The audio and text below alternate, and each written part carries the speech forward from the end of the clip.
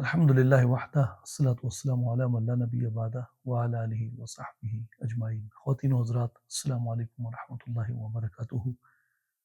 قرآن کریم کا 16واں پارہ اور سیرت النبی صلی اللہ علیہ وآلہ وسلم کے چند اسباق 16ویں پارے میں سے، جیسا کہ میں نے پہلے عرض کیا ہے کہ پورا قرآن جو ہے یہ سیرت طیبہ صلی اللہ علیہ وآلہ وسلم ہی کو بیان کرتا ہے، اور بڑا مشکل معاملہ ہوتا ہے کہ آپ جب اختصار بھی مد نظر رکھنا ہے اور انتخاب بھی آپ نے ان میں سے چند آیات کا ہی کرنا ہوتا ہے۔ ایک میں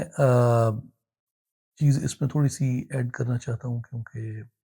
کچھ چیزیں اب جیسا کہ آن لائن آ چکی ہیں اور اس پہ بعض دوستوں نے استفسار کیا ہے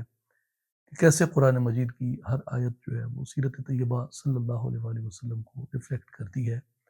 تو اس کی علماء کے ہاں تو یہ بحث جو ہے وہ، یا اس طرح کا جو کویشچن ہے وہ زیادہ معنی نہیں رکھتا، وہ اس چیز کو جانتے ہیں، لیکن میں عوام کے لیے ایک تھوڑی سی بات عرض کر دوں کہ اگر آپ نے بنیادی قاعدہ بھی اگر قرآن کا یہ سمجھ لیا ہے کہ قرآن مجید کی جو مصحفی ترتیب ہے، یعنی the way it is compiled، اور جو اس کی نزولی ترتیب ہے the way it was revealed، تو ان میں اگر آپ جو تطبیق ہے اس کو اگر آپ جانتے ہیں تو پھر یہ بات جو ہے وہ مشکل نہیں رہ جاتی، کیونکہ قرآن مجید جو مصحفی شکل میں جس پہ موجود ہے، یہ اس کی وہ صورت ہے جو اللہ تبارک و تعالیٰ نے اس کو ہمیشہ سے لوح محفوظ میں، لوح مکنون میں، جہاں یہ قرآن مجید محفوظ ہے، اور وہ ازل سے ہے، ہمیشہ سے ہے، اور اسی صورت میں ہے وہاں پہ۔ اور حضور نبی کریم صلی اللہ علیہ وآلہ وسلم پر جب وحی مبارک کی تکمیل ہوئی تو اس کے بعد حضور علیہ الصلوۃ والسلام کے ساتھ حضرت جبریل علیہ السلام نے قرآن مجید کے 2 دور کیے، اور جتنے حفاظ صحابہ کرام تھے، یعنی جنہوں نے حضور نبی کریم صلی اللہ علیہ وسلم کے زمانے میں قرآن حفظ کیا، یہ وہ لوگ تھے جنہوں نے حضور علیہ الصلوۃ والسلام کے اور حضرت جبریل کا جو دور ہوا ہے قرآن کا، اس کے مطابق انہوں نے قرآن مجید کو حفظ کیا ہے۔ اب یہ دور کہتے ہیں ایک سائیکل کمپلیشن کو، ایک دور کرنا، جب جیسے رمضان المبارک قریب آتا ہے نا، تو جتنے حفاظ ہوتے ہیں وہ قرآن کا دور کرتے ہیں، یا جن لوگوں نے قرآن کو یاد کیا ہوتا ہے وہ اسے ہمیشہ یاد رکھنے کے لیے قرآن کا دور کرتے رہتے ہیں، یعنی اپنا وہ سائیکل کمپلیٹ کرتے رہتے ہیں۔ تو حضور نبی کریم صلی اللہ علیہ وآلہ وسلم نے وہ دور جو آپ نے جبریل امین کے ساتھ فرمائے ہیں، اس کے مطابق حفاظ کو تیار کیا، اور اس کے مطابق قرآن مجید کی جو مصحف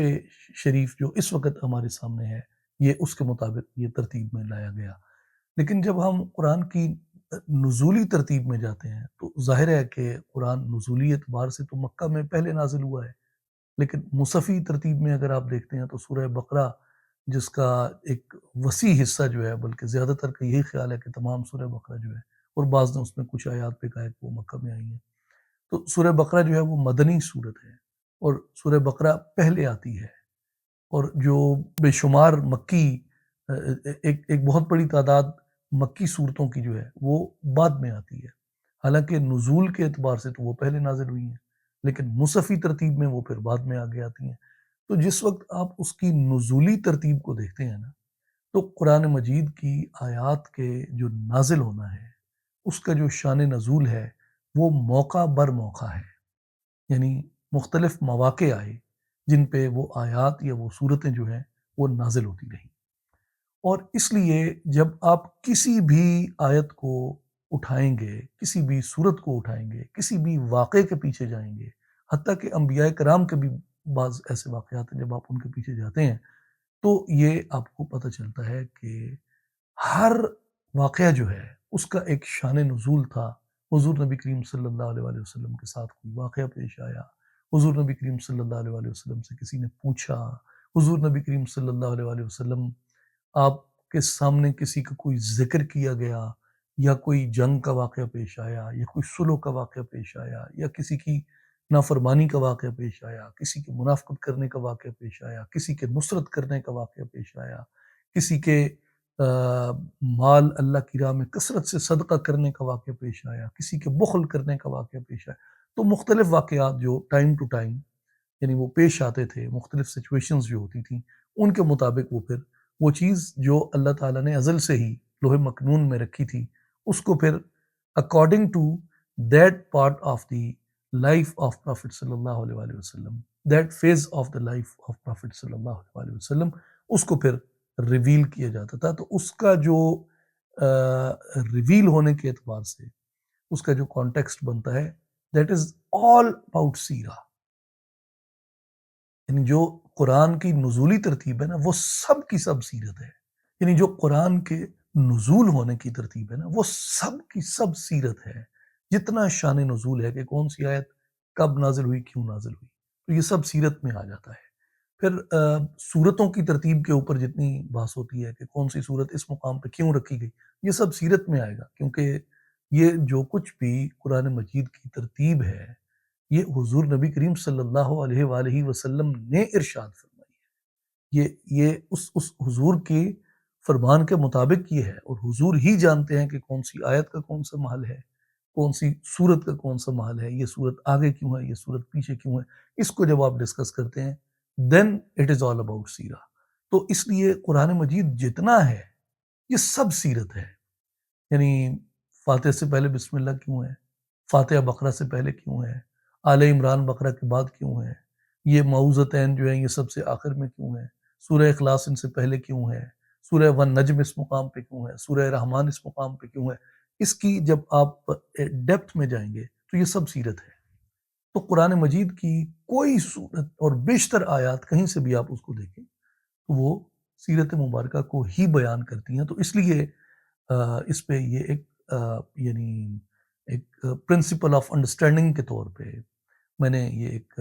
گزارش کی تھی کہ قرآن کو کہیں سے بھی آپ دیکھ لیں وہ سیرت ہی ہے، اور خاص طور پہ آپ جب اس کی نزولی ترتیب میں جاتے ہیں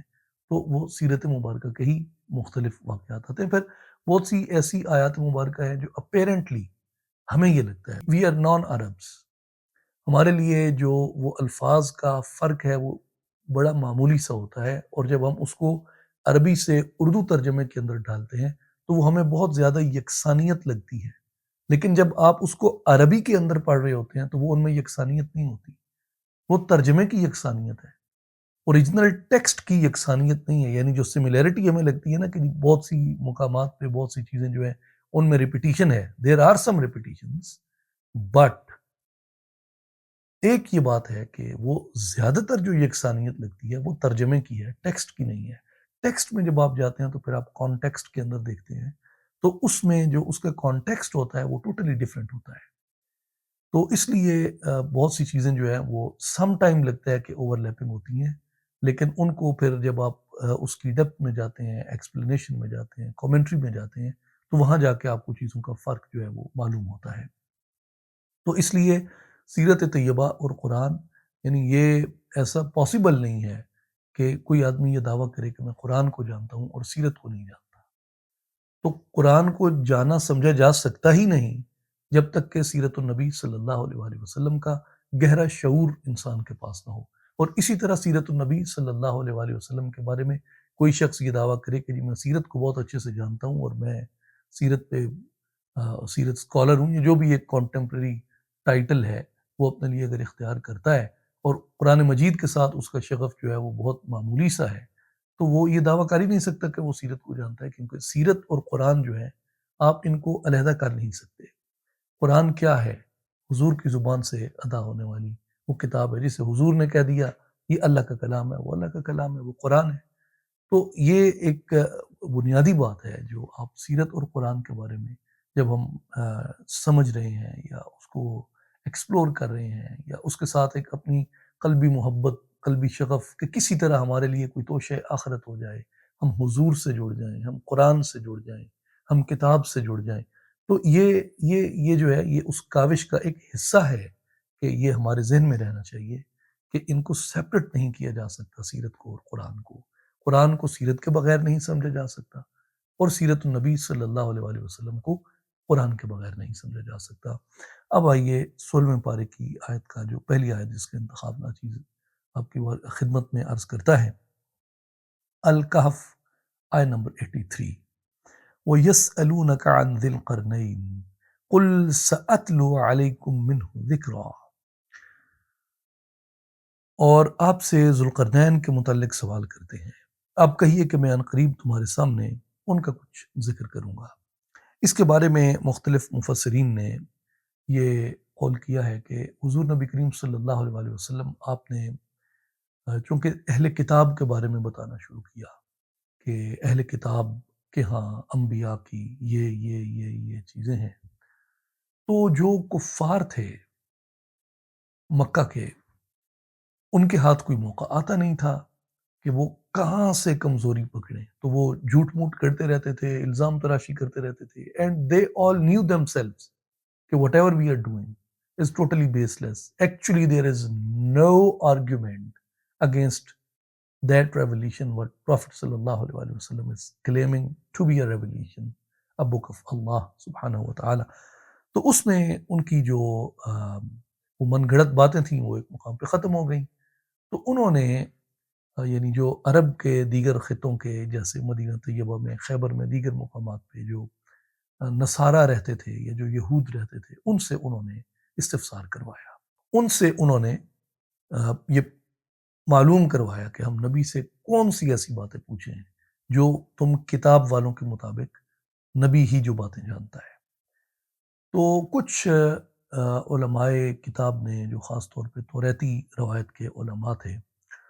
انہوں نے کہا کہ جی 3 سوال آپ نبی سے پوچھیں. اگر وہ تینوں کے جواب دیتا ہے، تینوں کے جواب دیتا ہے تو وہ نبی نہیں ہوگا. تینوں کے جواب نہیں دیتا تو بھی نبی نہیں ہوگا. 2 کا جواب دیتا ہے اور 1 کا جواب نہیں دیتا تو وہ سچا نبی ہوگا. یہ علماء توریت نے کفار اور مشرکین مکہ کے ذریعے یہ 3 سوال انہوں نے ریکمینڈ کیے کہ یہ آپ 3 سوال پوچھیں نبی سے. اب وہ 3 سوال کون کون سے تھے؟ ایک سوال انہوں نے کہا کہ آپ نبی سے ایک سوال کریں کہف والوں کے متعلق، یعنی پیپل آف کیو، جس کا واقعہ جن کے نام پہ یہ سورہ کہف ہے، کہ جو غار والے لوگ تھے وہ کون تھے. دوسرا انہوں نے کہا کہ آپ ان سے حضرت ذوالقرنین کے بارے میں سوال کریں کہ ذوالقرنین کون تھے. تیسرا انہوں نے کہا کہ آپ ان سے روح کے بارے میں سوال کریں کہ روح کیا ہے. تو اس میں وہ ٹیکنیکل بات جو علماء یہود جانتے تھے وہ یہ کہ اگر یہ نبی ہوئے تو یہ کہف والوں کے بارے میں بھی بتائیں گے، یعنی پیپل آف کیو کے بارے میں بھی بتائیں گے، اور یہ ذوالقرنین کے بارے میں بھی بتائیں گے. اور روح کے بارے میں چونکہ انبیاء جو کلام فرماتے تھے وہ ایک خاص تناظر ہی میں کرتے تھے، جیسے کہ قرآن مجید میں بھی اس بارے میں وارد ہوا ہے، تو حضور نبی کریم صلی اللہ علیہ وآلہ وسلم نے اس کے بارے میں اتنا ہی مخفی کلام کیا جتنا کہ اللہ تبارک و تعالیٰ نے انبیاء کو اس کا ذمہ عطا فرمایا ہے، مخفی کلام کرنے کا اور اشارے کنائے میں ہی وہ بات ارشاد فرمانے کا. تو حضور نبی کریم صلی اللہ علیہ وآلہ وسلم نے بالکل اسی طرح اصحاب کہف کا واقعہ بھی تفصیل کے ساتھ بیان کر دیا، اور جو کہ قرآن مجید کی سورہ کہف میں آپ دیکھ سکتے ہیں. اور حضور نبی کریم صلی اللہ علیہ وآلہ وسلم نے حضرت ذوالقرنین کے بارے میں بھی جو بنیادی تفصیل تھی اس کا حضور نے وہاں سارا ذکر کر دیا کہ کس طریقے سے ان کی جدوجہد شروع ہوئی، کہاں گئے، کیسے ہوا، اور کس کس قوم کے خلاف انہوں نے کیا کیا ہتھیار آزمائے. اب یہ اگین جو ڈسکرپشنز ہیں نا، حالانکہ جو حصہ ہے حضرت ذوالقرنین کے بارے میں وہ بڑا مختصر ہے کمپیریٹیولی، یعنی اگر حضرت موسیٰ کے بارے میں جو بیان کیا گیا یا حضرت ابراہیم کے بارے میں جو بیان کیا گیا یا دیگر انبیاء یا حضرت یوسف علیہ السلام کے جو واقعات بیان کیے گئے ان میں نسبتاً آپ کو تفصیل ملتی ہے. حضرت ذوالقرنین کے بارے میں وہ گو کہ بہت زیادہ تفصیل نہیں ہے، ایک مختصر ڈسکرپشن ہے، لیکن اس مختصر ڈسکرپشن میں there is everything about ذوالقرنین. تو یہ قرآن کی جامعیت تھی، اور یعنی یہ اس کے اختصار کا ایجاز تھا.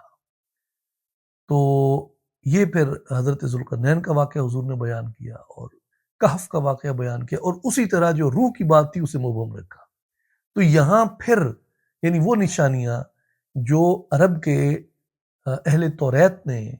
کفار مکہ کو اور مشرکین کو بتائی تھیں کہ یہ نشانیاں اگر ہوں واقعات کے بارے میں تو وہ نبی ہوگا. اب انہوں نے جو بتا کے بھیجی تھی حضور علیہ الصلوۃ والسلام نے وہ وحی الہی تھی اور اسی طرح جواب عطا فرما دیا. اب یہاں پھر وہ جھوٹے ہو گئے اور پھر کوئی دلیل نہ بچی. سوال خود لائے، سوال عرب سے ادھر ادھر سے قبیلوں سے دور دور سے پوچھوا کے خود لے کے آئے. اور جب حضور علیہ الصلوۃ والسلام نے جواب عطا فرما دیے تو پھر ان کے پاس بھاگنے کا کوئی راستہ نہ رہا. لیکن جب اللہ دلوں پہ مہر لگا دیتا ہے تو ایمان پھر نصیب نہیں ہوتا. اس لیے دوستو حضور نبی کریم صلی اللہ علیہ وآلہ وسلم کا جو یہ قرآن مجید ہے یہ ایسے یعنی واقعات پیش آئے قرآن مجید کے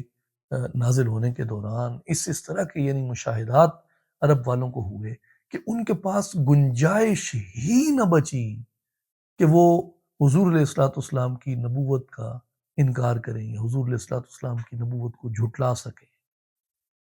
سوائے ان کی سرداریاں اور دنیا داریاں. جیسے اس سے پہلے ہم ہرقل کا واقعہ بیان کر چکے ہیں، جو ایسٹرن بازنٹائن امپائر کا جو اس وقت ایمپرر تھا، کس طریقے سے ابو سفیان کے ساتھ اس کا مکالمہ ہوتا ہے اور کیسے اس نے ان نشانیوں کی تصدیق کی. پھر اپنی سلطنت کے خوف سے وہ اسلام سے پیچھے ہٹ گیا. اور جو مکہ والے بھی تھے یہ بھی بنیادی ملتے جلتے ان کے مسائل جو تھے وہ سرداری ہی کے تھے، مگر نہیں یہ جان چکے تھے اور پتہ سب کو تھا. اور اس لیے جو میجورٹی پارٹ آف عرب ہے، واسٹ میجورٹی پارٹ آف عرب، اس میں شرک تو مکمل طور پہ ختم ہو گیا اور حضور نبی کریم صلی اللہ علیہ وآلہ وسلم کی رسالت کا انکار کرنے والے بھی معدود چند لوگ رہ گئے، معدود چند لوگ رہ گئے جنہوں نے انکار کیا، یہ جو اس ضد پہ اڑ گئے. وگرنہ کسی کے پاس حضور علیہ الصلوۃ والسلام کی نبوت سے انکار کی کوئی گنجائش نہیں بچی تھی. یہ نبی پاک علیہ الصلوۃ والسلام پہ جو یہ واقعات قرآن مجید میں آئے ہیں نا، یعنی اصحاب کہف کا واقعہ آیا ہے، یا حضرت ذوالقرنین کا واقعہ آیا ہے، یا روح کے بارے میں جو پوچھا گیا ہے، یہ سب نشانیوں کی تکمیل کر دیتے تھے جو سوال وہ لے کے آتے تھے. آگے آئیے سورہ کہف آیت نمبر 110. قل انما انا بشر مثلکم یوحا الی انما الہکم الہ واحد. تم فرماؤ ظاہر صورت بشری میں تو میں تم جیسا ہوں، مجھے وحی آتی ہے کہ تمہارا معبود ایک ہی معبود ہے. تو جسے اپنے رب سے ملنے کی امید ہو، فمن کان یرجو لقاء ربہ فلیعمل عملا صالحا ولا یشرک بعبادت ربہ احدا. تو جسے اپنے رب سے ملنے کی امید ہو اسے چاہیے کہ نیک کام کرے اور اپنے رب کی بندگی میں کسی کو شریک نہ کرے. اب یہ آیت مبارکہ ہے الکہف 110. اس میں اب وہ جیسے میں نے پہلے عرض کیا کہ بعض دفعہ لگتا ہے کہ یہ ملتی جلتی بات وہی ہے جو پہلے ہو چکی ہے، لیکن جب آپ ان ڈیپتھ تھوڑا سا جاتے ہیں تو وہ بات تھوڑی مختلف ہوتی ہے اس سے.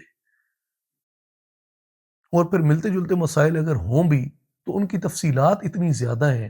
کہ ہمیں ان آیات مبارکہ کا انتخاب کرنے سے بار بار اس بارے میں بات کرنے کی ایک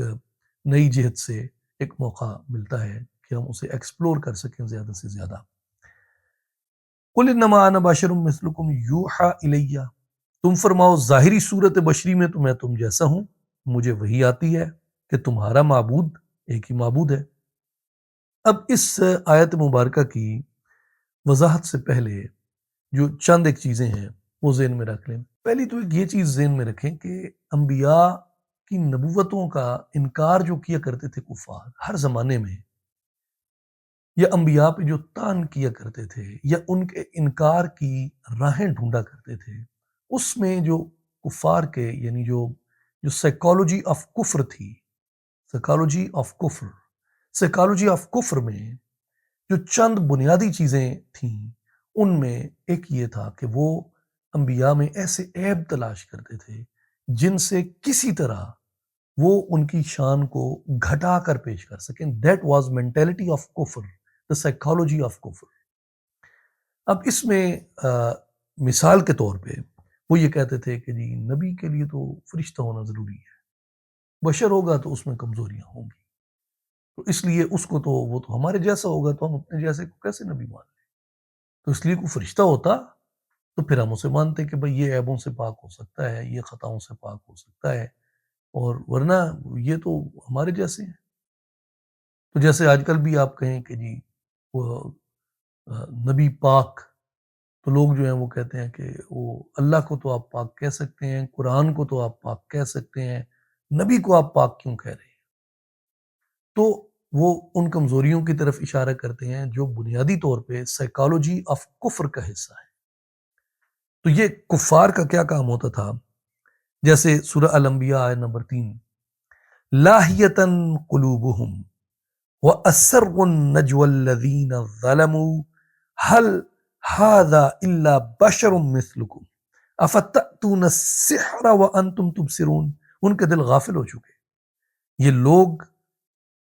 آہستہ آہستہ سرگوشیاں کرتے ہیں ظلم کرتے ہوئے کہ یہ تو محض تمہارے ہی جیسا بشر ہے۔ آہستہ آہستہ سرگوشیاں کرتے ہیں، یعنی دے اسپیکولیٹ، سازشیں کرتے ہیں۔ اور وہ سازشیں کیا کرتے ہیں؟ اسپیکولیٹ کیا کرتے ہیں؟ یہ تو محض تمہارے ہی جیسا بشر ہے، کیا پھر بھی تم اس کے جادو کے پاس جاتے ہو؟ حالانکہ تم دیکھ رہے ہو یہ تمہارے جیسا بشر ہے، اور جو یہ وہی کہہ رہا ہے وہی نہیں ہے، یہ جادو ہے۔ اور اس میں گو کہ دوسرے حصے میں وہی کی بات آ گئی، مگر پہلے حصے میں کیا ہے کہ تمہارے ہی جیسا بشر ہے۔ تو ان کی جو حضور نبی کریم صلی اللہ علیہ وآلہ وسلم کی نبوت پہ تان تھا کفار کا، اس کی ایک وجہ یہ تھی، وہ کہتے تھے کہ یہ ہمارے جیسا بشر ہے۔ پہلی وجہ یہ تھی کہ نبی جو ہے یہ ان کے جیسا بشر ہے، اور دوسری وجہ وہ یہ کیا کہتے تھے، جو دوسری دلیل وہ دیتے تھے کہ جی یہ جادو ہے۔ اب یہ دونوں جو ان کی دلیلیں تھیں یہ باطل تھیں۔ وہ کیسے؟ وہ ایسے کہ اگر فرشتہ آ بھی جاتا تو فرشتہ ایک صورت میں ہوتا، تو اس صورت میں بھی اسے اپنی نبوت کی صداقت اور اپنی وحی کی صداقت کے لیے دلیل اور ثبوت پیش کرنا پڑتا۔ اور جو انبیاء بشر تھے، یعنی ظاہر بشر تھے، تو وہ اپنی صداقت کے دلائل پیش کرتے اور اپنی وحی کے برحق ہونے کے ثبوت پیش کرتے۔ تو اس لیے وہ ثبوت تو وہ بھی برحق ثابت ہو جاتے۔ تو جنہوں نے انکار کرنا تھا انہوں نے انبیاء کا بشری صورت میں بھی ان کی نبوت کی صداقت کی دلیلوں کو اور ان کی وحی کے برحق ہونے کے ثبوتوں کو انہوں نے جھٹلا دیا۔ لہٰذا ان کا یہ کہنا کہ جی یہ فرشتہ ہوتا اور بشر نہ ہوتا تو شاید وہ اس کو مان لیتے۔ تو یہ بات بھی علماء نے اس پہ یہ فرمایا کہ یہ بالکل ایسا ہی ہے کہ جیسے انہوں نے انبیاء کا بشری صورت میں انکار کیا، یہ کفار جو ہیں یہ انبیاء کا ملکی صورت میں بھی، یعنی فرشتوں کی صورت میں بھی یہ انکار ہی کرتے اور اسے کبھی یہ تسلیم نہ کرتے۔ اب دوسری بات جو ہے اس میں وہ یہ ہے کہ بشر کو نبی ماننا زیادہ قرین قیاس ہے، کیونکہ بشر ان سارے مراحل کو انسانوں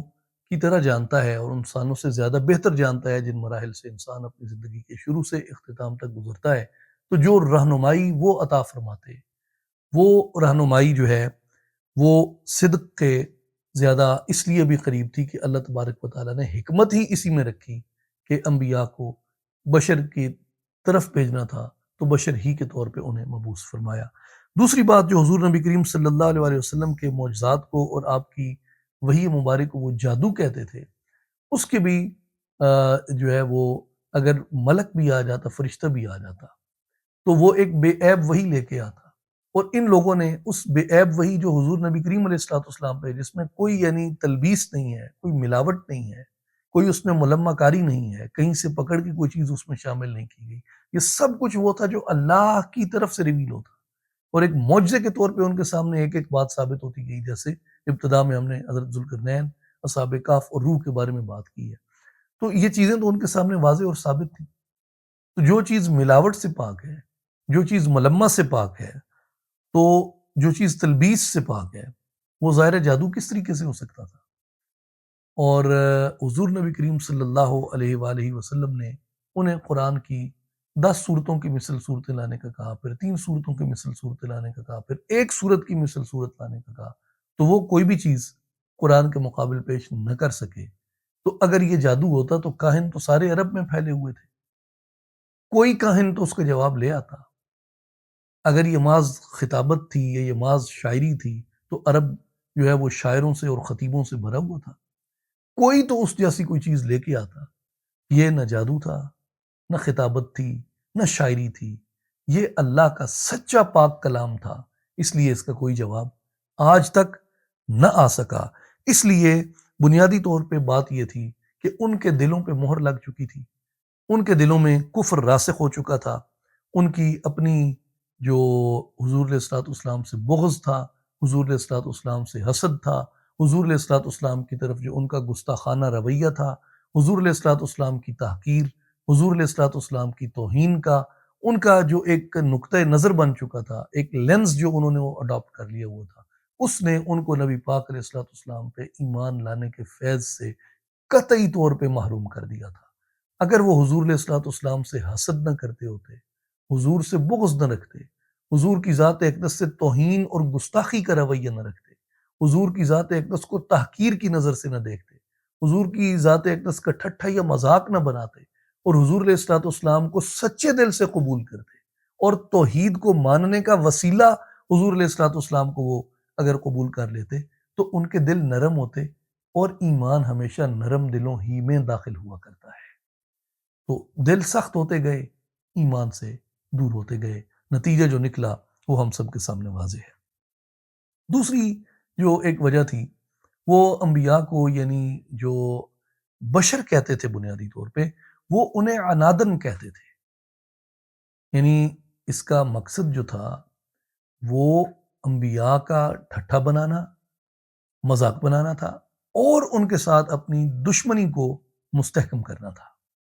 اب یہ بات جو ہے قرآن مجید میں، یہ صرف حضور نبی کریم علیہ الصلوۃ والسلام کے بارے میں نہیں بلکہ دیگر انبیاء کے بارے میں بھی قرآن مجید نے کئی مقامات کے اوپر یہی رویہ بیان کیا ان کا۔ مثال کے طور پہ سورہ المدثر آیت نمبر 25، ان ھذا الا قول البشر، یہ تو صرف بشر کا کلام ہے، یعنی اسے یہ کہنا کہ یہ خدا کا کلام نہیں ہے، یہ بشر کا کلام ہے، اور اس لیے اب یہ قابل اطاعت نہیں رہا۔ تو اطاعت کس کی جائے گی؟ اللہ کے کلام کی جائے گی۔ تو چونکہ نبی پہ انہوں نے الزام لگا دیا کہ یہ بشر ہے، لہٰذا اس کے کلام کی اطاعت نہیں ہوگی۔ جب اطاعت نہیں ہے تو ایمان کیوں لے کے آئیں؟ سورہ القمر آیت نمبر 24، فقالوا ابشرا منا واحدا نتبعہ، تو انہوں نے کہا کیا ہم اپنی جنس میں سے ایک بشر کی پیروی کریں؟ یعنی مراد یہ ہے کہ ہم اس سے بہتر ہو سکتے ہیں اپنی خوبیوں میں، اپنی صفات میں، اپنی قوت میں، اپنی جسمانیت میں، اپنی غذائیت میں، اپنے نسب میں، اپنی دیگر چیزوں میں، تو یہ ہمارے جیسا ہو کہ ہم سے توقع کرتے ہیں ہم اس کے پیچھے چلیں گے۔ تو یہ again it was a lame excuse just to deny that revelation۔ سورہ یاسین آیت نمبر 15،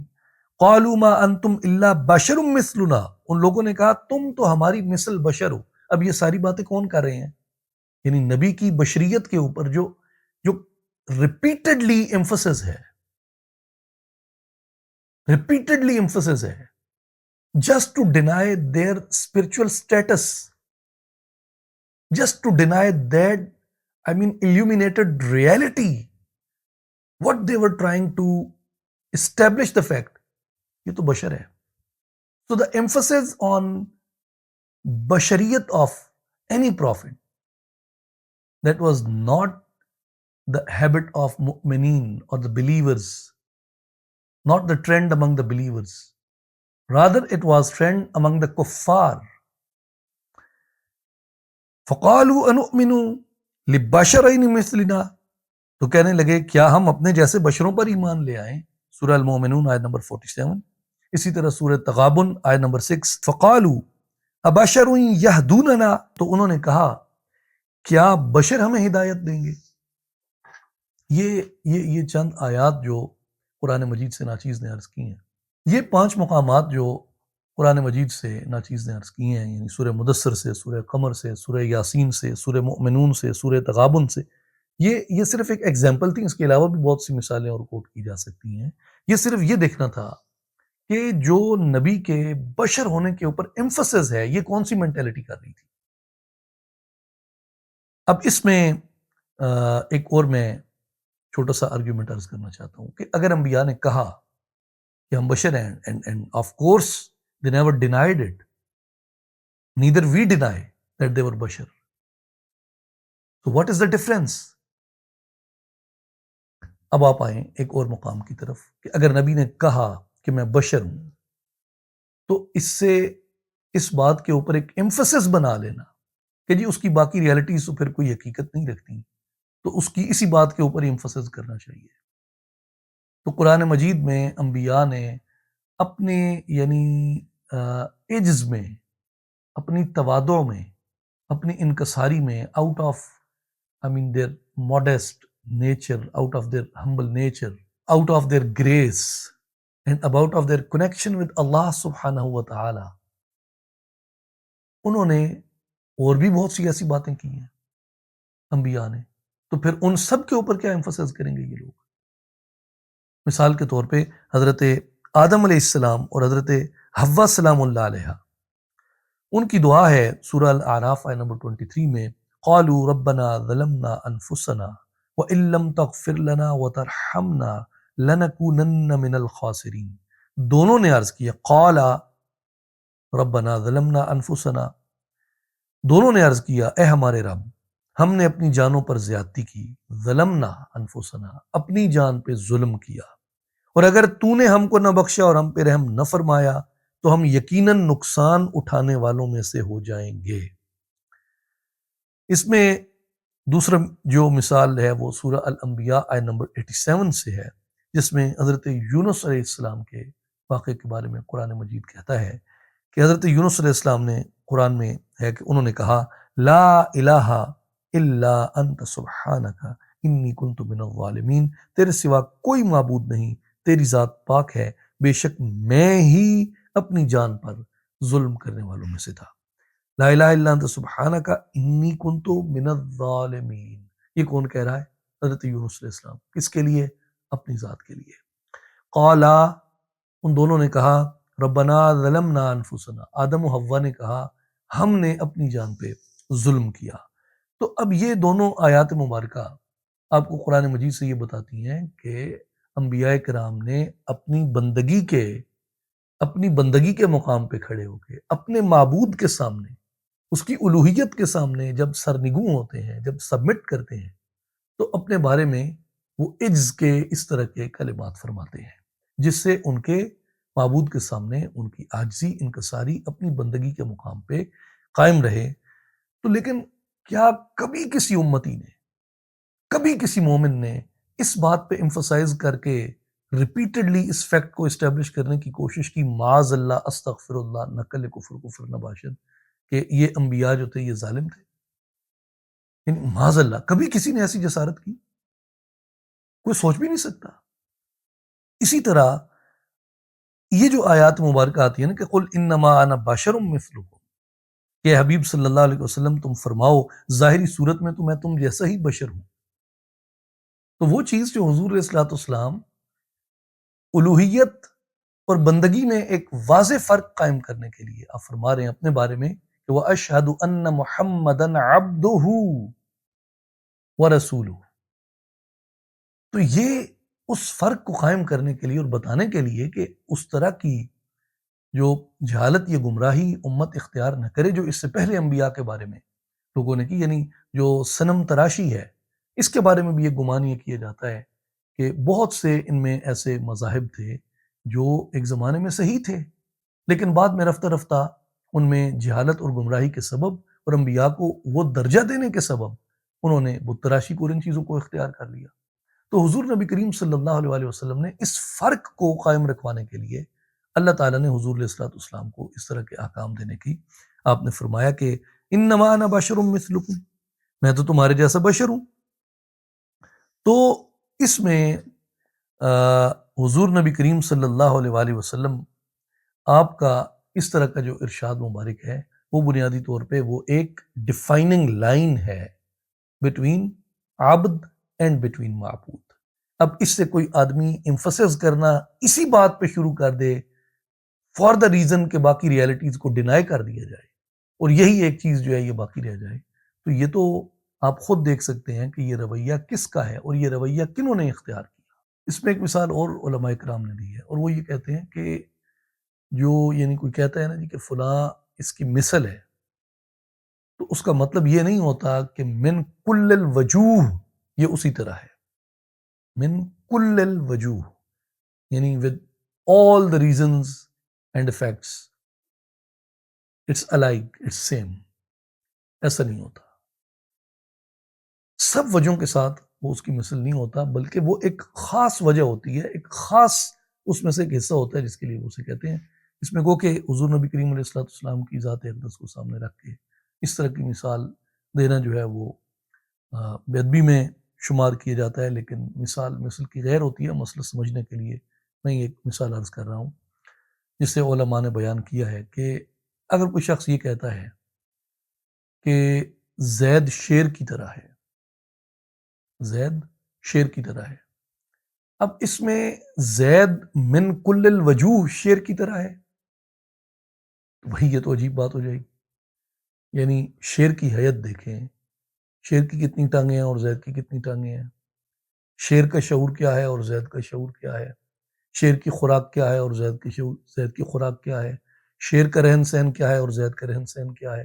شیر کس طریقے سے اپنے معاملے کرتا ہے اور زید کس طریقے سے اپنے معاملے کرتا ہے. تو اس کا مطلب یہ نہیں ہوتا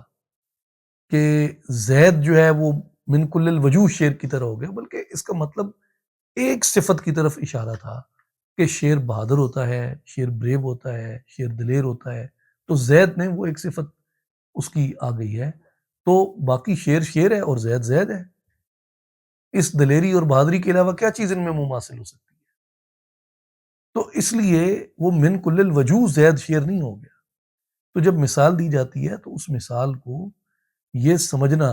کہ جی وہ اب بالکل ویسا ہی ہو گیا ہے جیسے باقی بندے مار کے مٹی میں مٹی ہو جاتے ہیں، تو نبی بھی مٹی میں مار کے مٹی ہو گئے، وہ ختم ہو گیا، اب کیا ہے. تو یہ ایک خطرناک بات ہے نبی صلی اللہ علیہ وسلم کے بارے میں. اس طرح کا گمان یا اس طرح کا عقیدہ یہ رکھنا اور یہ پھیلانا،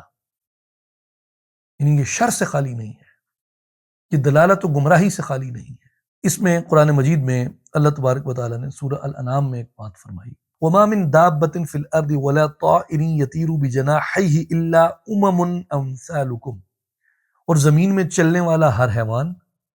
اور اپنے بازوؤں سے اڑنے والا ہر پرندہ تمہاری ہی مثل مخلوق ہے، تمہاری ہی مثل مخلوق ہے. یہ سورہ الانعام کہ زمین میں چلنے والا ہر حیوان، وَمَا مِن دَابَّةٍ فِي الْأَرْضِ وَلَا طَائِرٍ يَطِيرُ بِجَنَاحَيْهِ اور جتنے فضا میں اپنے بازوؤں سے اڑنے والے پرندے ہیں، الا امثالکم تمہاری ہی طرح، تمہاری ہی مثل یہ مخلوق ہے. اب یہاں اس آیت مبارکہ میں اللہ تبارک و تعالیٰ نے جانوروں اور پرندوں کو انسان کے مماثل قرار دیا ہے، جانوروں اور پرندوں کو انسان کے مماثل قرار دیا ہے. تو جانوروں اور پرندوں کی انسان کے ساتھ کیا مماثلت ہے؟ کیا انسان اپنے بازوؤں کے ساتھ ہواؤں میں اس طرح اڑتے ہیں؟ نہیں اڑتے. پھر اللہ نے کہا ہے کہ تم اور جو پرندے ہو بازوؤں کے ساتھ اڑنے والے وہ ایک مثل ہو. جس طریقے سے باقی جانور زمین میں رہتے ہیں ہم ان کی طرح ہیں، یعنی حشرات الارض میں دیکھ لیں، بکری کی مثال لے لیں، بھیڑی کی مثال لے لیں، شیر کی مثال لے لیں، ہرن کی مثال لے لیں، اچھی مثالیں لے لیں، بری مثالیں لے لیں، کیا چیز مماثل ہے ہمیں اور ان میں؟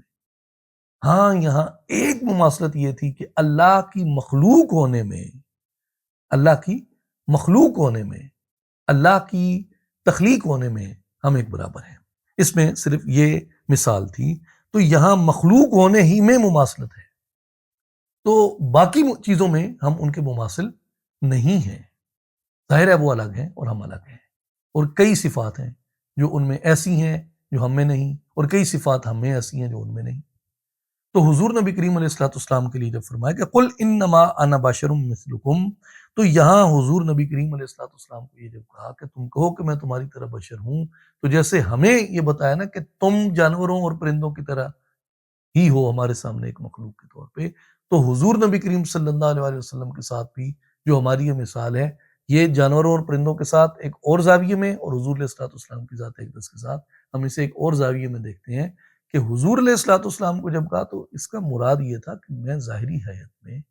اپنی اس دنیا کے اندر جو ولادت اور تخلیق ہے اس میں گو کہ تمہارے جیسا بشر ہی ہوں، لیکن اس سے یہ گمان کر لینا کہ جی اب نبی ہر طرح ہماری ہی طرح ہے، نبی کی زندگی میری زندگی کی طرح، نبی کی موت میری موت کی طرح، تو ہم میں کون رحمت للعالمین ہے؟ ہم میں کس کے لعاب میں شفا ہے؟ ہم میں کس کی گواہی پتھروں نے دی ہے؟ ہم میں کس کی گواہی پرندوں نے دی ہے؟ ہم میں کس کی گواہی درختوں نے دی ہے؟ ہم میں سے کس کے اوپر درختوں اور پتھروں نے سلام پڑھا ہے؟ ہم میں کس کے اشارے پہ چاند دو ٹکڑے ہوا ہے؟ ہم میں سے کس کو جبریل براق پہ بٹھا کے سدرۃ المنتہا سے آگے لے گیا ہے؟ ہم میں سے کس نے جنت و دوزخ کے احوال کا مشاہدہ کیا ہے؟ ہم میں سے کس نے اس طرح غیب کی خبریں دی ہیں جیسے رسول صلی اللہ علیہ وآلہ وسلم نے عطا فرمائی ہیں؟ ہم میں سے کس کا وقت ہے جو ہر آنے والا وقت ہر پچھلے آنے والے وقت سے بہتر ہے؟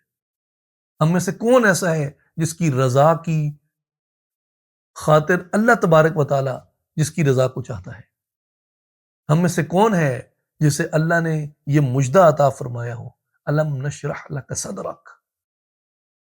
ہم میں سے کون ہے جو خاتم النبیین ہونے کا دعویٰ کر سکتے؟ تو حضور علیہ الصلوۃ والسلام کی بے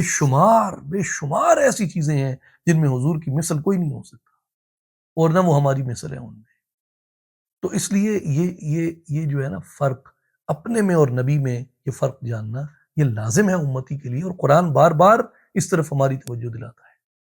اور ان امور کو اگر دیکھیں تو ان میں یہ جاننا ضروری ہے کہ ہم نبی صلی اللہ علیہ وآلہ وسلم کی مثل نہیں ہیں، اور نبی صلی اللہ علیہ وآلہ وسلم ہماری مثل نہیں ہے۔ جو اس طرح کی آیات مبارکہ ہیں جن میں حضور علیہ الصلوۃ والسلام کی بشریت سے ہمیں روشناس کرایا گیا ہے، وہ مومنین کے ساتھ خطاب کرتے ہوئے نہیں ہے، وہ ہیں ہی مشرکین کے ساتھ خطاب کرتے ہوئے۔ آگے آئیے اسی آیت مبارکہ کا دوسرا حصہ، فمن کان یرجو لقاء ربہ فلیعمل عملا صالحا ولا یشرک بعبادت ربہ احدا۔ پس جو شخص اپنے رب سے ملاقات کی امید رکھتا ہے تو اسے چاہیے کہ نیک عمل کرے۔ تو نیک عمل کے بارے میں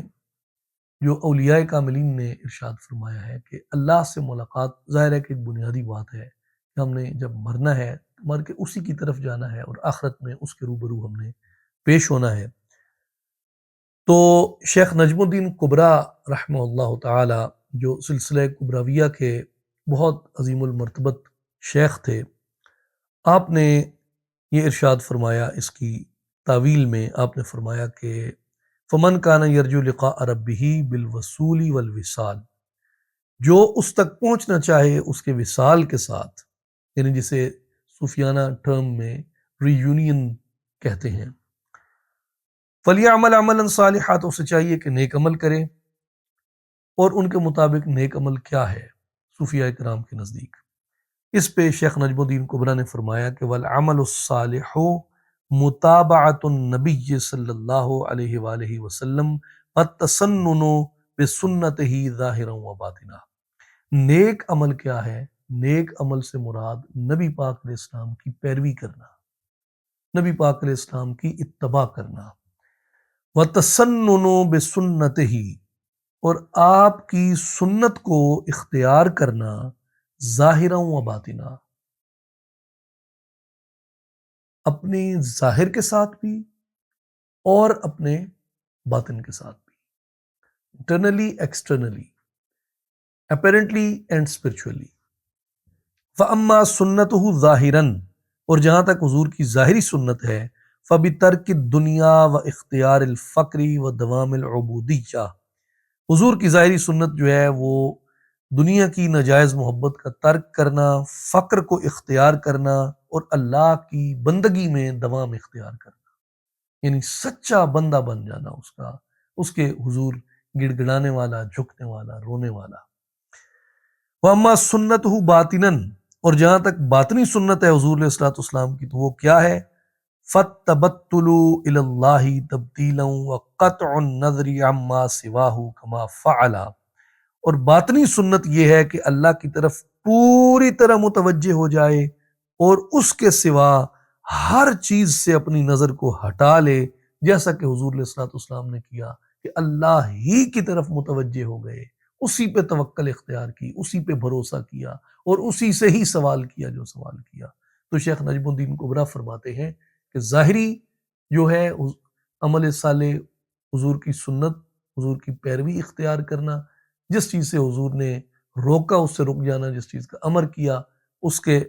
کے مطابق عمل کرنا، فقر کو اختیار کرنا، دنیا کی ناجائز محبت کو چھوڑ دینا، اور اللہ کی بندگی میں استقامت اختیار کرنا اور دوام اختیار کرنا، اور باطنی سنت کیا ہے؟ باطنی سنت انہوں نے کہا کہ یہ ہے کہ اللہ کی طرف متوجہ ہو جاؤ اور دل میں اللہ کے علاوہ کوئی چیز باقی نہ رہے۔ آگے آئیے، یہاں سے سورہ طٰہٰ کا آغاز ہوتا ہے۔ سورہ طٰہٰ آیت نمبر 2، ما انزلنا علیک القرآن لتشقی، اے محبوب مکرم صلی اللہ علیہ وسلم، ہم نے آپ پر قرآن اس لیے نازل نہیں فرمایا کہ آپ مشقت میں پڑ جائیں۔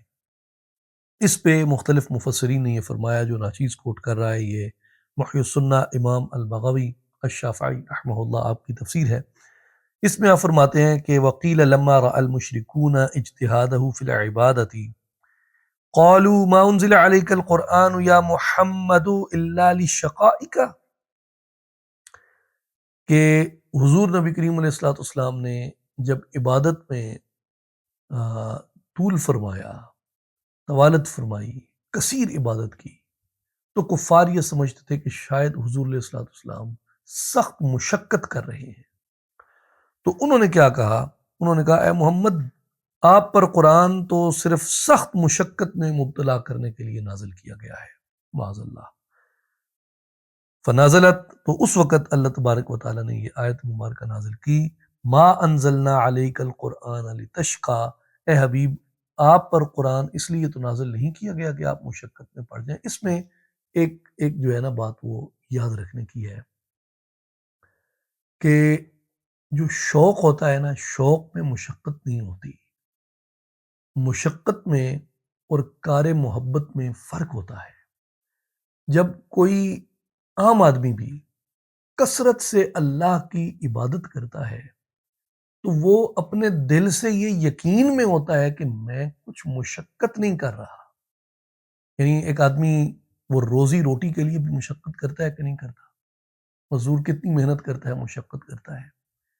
ایک حتیٰ کہ کاروباری آدمی ہو، امیر کبیر ہو، وہ بھی کس قدر مشقت کرتا ہے، دن بھر اپنے ذہن کو وہ بے سکون رکھتا ہے، ادھر بھاگتا ہے ادھر بھاگتا ہے، یہ معاملہ دیکھ وہ معاملہ دیکھ۔ تو ہر شخص اپنی اپنی جگہ پہ جس چیز کے پیچھے چل رہا ہوتا ہے اس کے لیے مشقت کرتا ہے، اور جو آدمی جس چیز میں ہے اور اس میں اگر وہ پرفیکشن چاہتا ہے، کمال چاہتا ہے، اور اگر اس میں وہ خود پرفیکٹ ہے، تو ظاہر ہے کہ وہ اس کے لیے جو کچھ کر رہا ہوگا وہ مرحلہ، وہ زندگی کا آسان تھوڑی ہوتا ہے۔ وہ چاہے معمار ہے، وہ چاہے مزدور ہے، وہ چاہے تاجر ہے، وہ چاہے شاہ سوار ہے، وہ چاہے سالار ہے، وہ چاہے فوجی ہے، وہ چاہے کوئی بھی ہے، ہر ایک کی اپنی اپنی جو ذمہ داری ہے اس کے مطابق اس کا کام مشکل ہوتا ہے۔ تو حضور نبی کریم صلی اللہ علیہ وآلہ وسلم جو فرماتے تھے، آپ اللہ کی محبت میں کرتے تھے، اور آپ کی روح مبارک، آپ کا نفس شریف جو تھا، اس کے لیے تو وہ مشقت نہ تھی،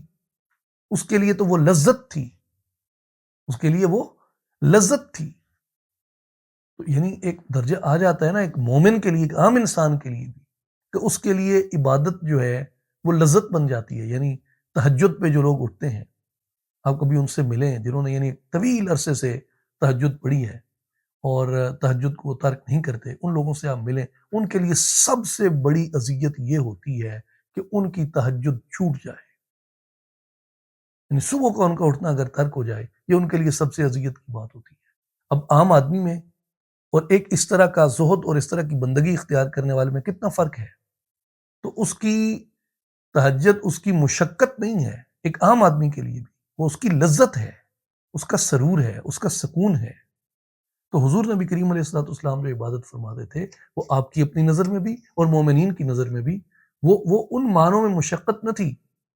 جبکہ کفار جو تھے وہ اسے مشقت کے اس میں گنتے تھے کہ اچھا اللہ نے جو کلام نازل کیا ہے محمد، یہ تو تمہارے اوپر مشقت بن گیا۔ اللہ تبارک و تعالیٰ نے فرمایا کہ نہیں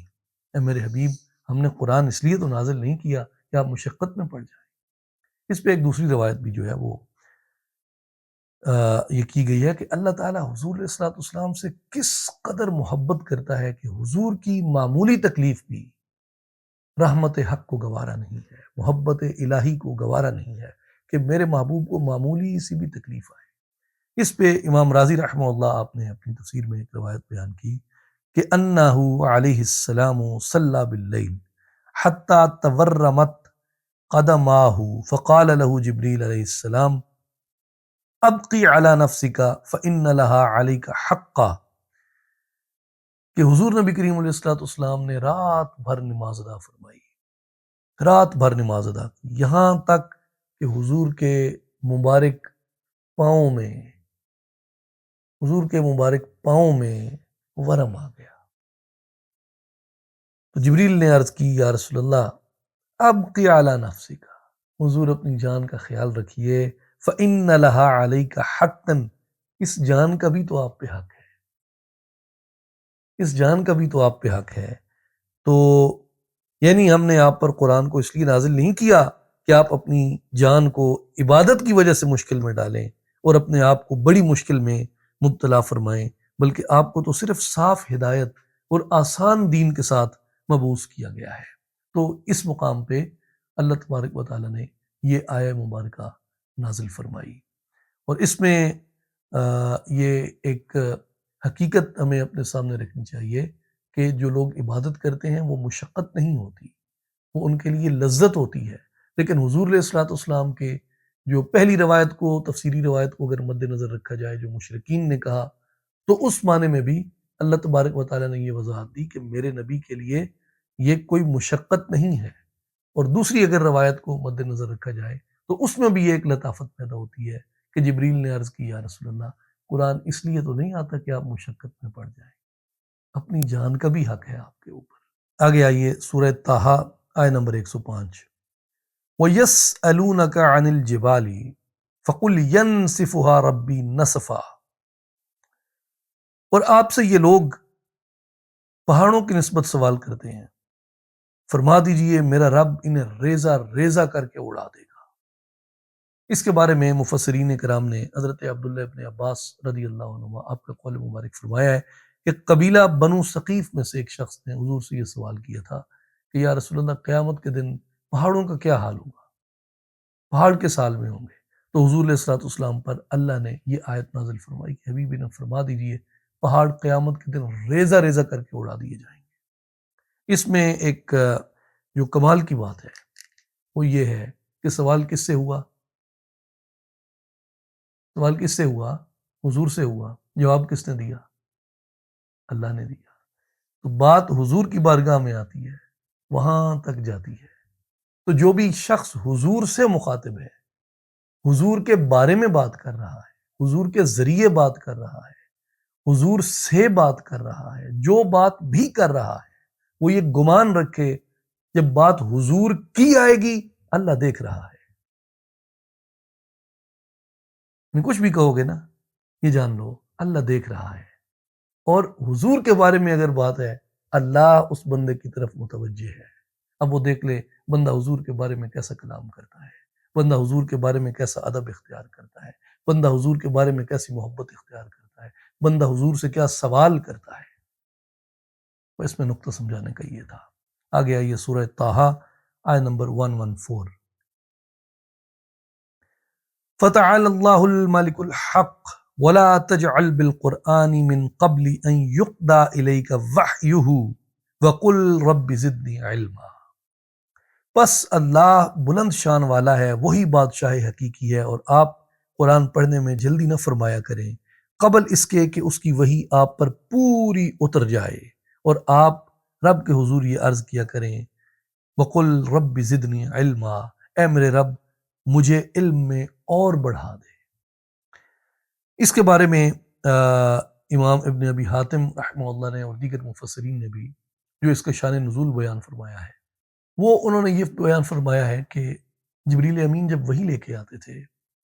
اور وہ وحی کی حضور علیہ الصلوۃ والسلام کے سامنے تلاوت کرتے، تو حضور نبی کریم علیہ الصلوۃ والسلام آپ جبریل امین کے ساتھ ساتھ تیزی سے قرآن مجید کو پڑھتے،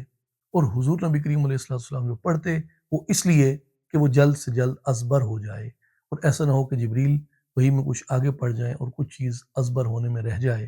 تو مفسرین کہتے ہیں کہ حضور علیہ الصلوۃ والسلام اسے جبریل امین کے ساتھ ساتھ تیزی سے پڑھتے تھے۔ تو اللہ تبارک و تعالیٰ نے یہاں پہ فرمایا کہ فَتَعَالَى اللَّهُ الْمَلِكُ الْحَقُّ، اللہ بلند شان والا بادشاہ حقیقی ہے۔ یعنی مراد یہ تھی کہ حبیب اس نے آپ کو ضعف کے ساتھ پیدا نہیں کیا، وَعَلَّمَهُ شَدِيدُ الْقُوَىٰ، وہ جو آپ کو علم دیتا ہے نا وہ شدید قوت کے ساتھ علم عطا کرتا ہے۔ یہاں پھر اللہ تبارک و تعالیٰ نے اپنی بادشاہی کا، اپنی حاکمیت کا، اپنی بلند و بالا شان کا اظہار کر کے فرمایا حبیب آپ قرآن مجید کو پڑھنے میں عجلت نہ فرمائیے، وہی پوری ہو جائے تو آپ اس کو اسی طریقے سے آرام سے آہستہ آہستہ پڑھیے۔ یعنی مراد کیا تھا کہ ہم آپ کو علم عطا کر رہے ہیں، ہماری بڑی شان ہے، ہم حاکم ہیں، فتعال اللہ الملک الحق، حبیب ہم آپ کو علم عطا کرنے میں کوئی کمی نہیں چھوڑیں گے۔ حبیب اس کتاب کی حفاظت کا ذمہ ہمارے اوپر ہے۔ یہاں پھر مضمون وہی ہے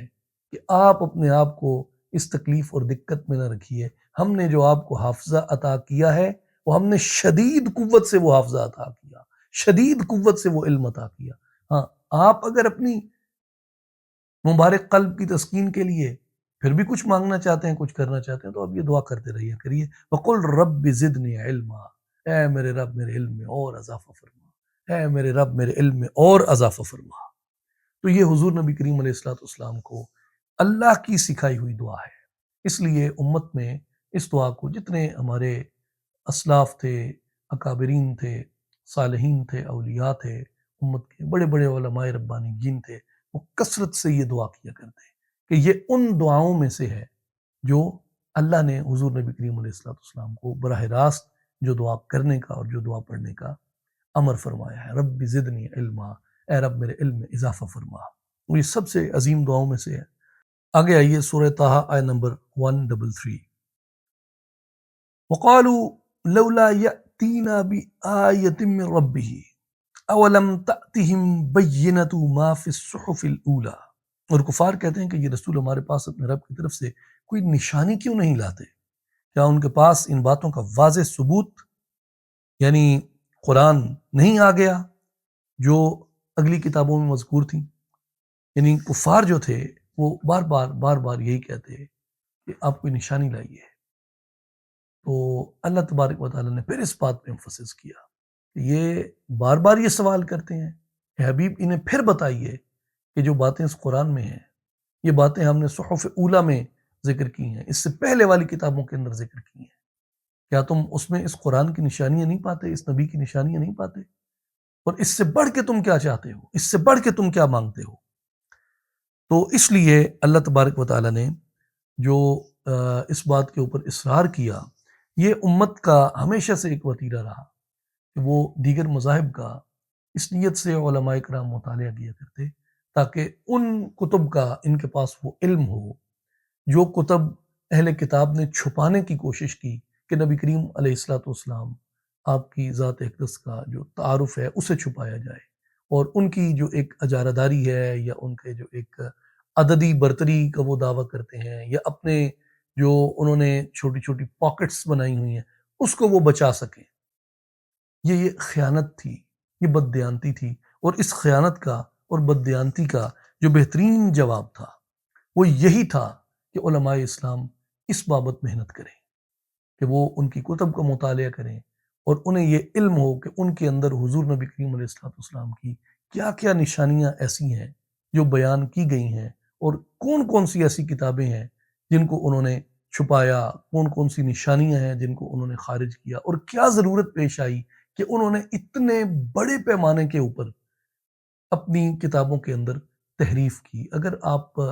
یہ ان کے انڈیکس پڑھیں یا ان کے کیٹلاگز پڑھیں جس میں یہ تفصیل مرتب کرتے ہیں کہ کہاں کہاں ان کی کتابوں کے اندر جو ہے وہ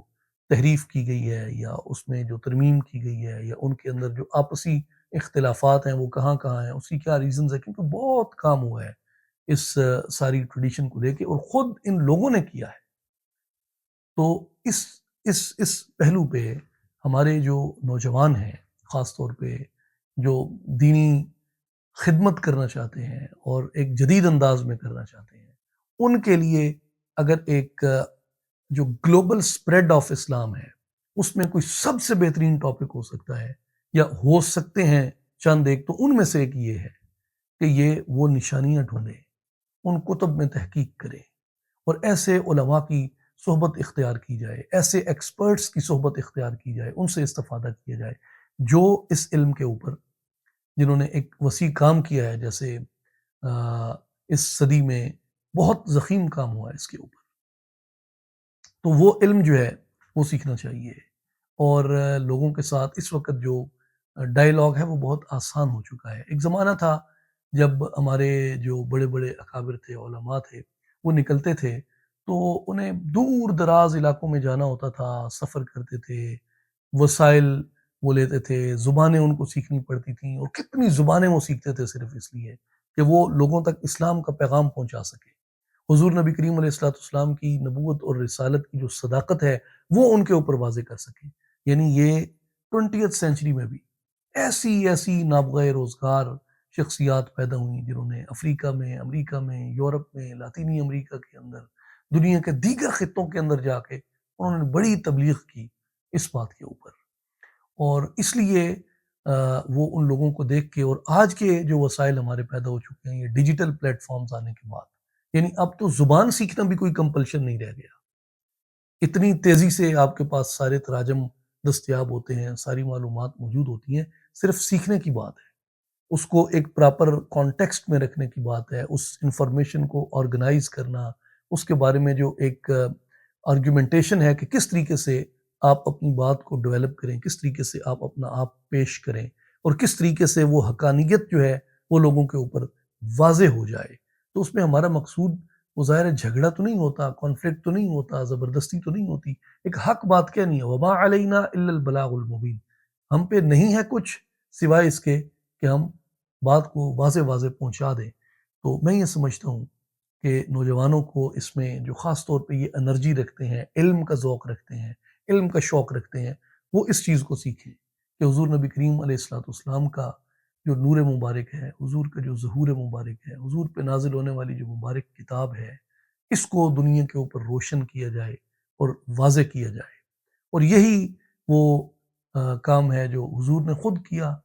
حضور کے صحابہ اور حضور کے اہل بیت نے کیا، اور حضور کی امت کے سلف صالحین نے اور علماء نے کیا، اور خاص طور پہ اولیاء کاملین نے کیا، کہ کیسے لوگوں کے دلوں کو انہوں نے صدیوں کی محنت کے ساتھ نور اسلام سے منور کیا۔ تو یہ شمع جو چلتی چلتی آج ہم تک آ پہنچی ہے، تو اس شمع اسلام کی حفاظت کرنا یہ ہماری بنیادی ذمہ داریوں میں آتی ہے۔ اور سیرت پاک سے اور قرآن پاک سے جو سب سے بڑی چیز ہم سیکھتے ہیں وہ یہ ہے کہ یہ جو اجالا ہے اس کو پھیلایا جائے، یہ جو روشنی ہے اسلام کی، ہدایت کی، قرآن کی، نور محمدی صلی اللہ علیہ وآلہ وسلم کی، اس کو پھیلایا جائے اور اس کو عام کیا جائے۔ اللہ تعالی ہمیں عمل کی توفیق عطا فرمائے۔ وآخر دعوانا ان الحمد للہ رب العالمین۔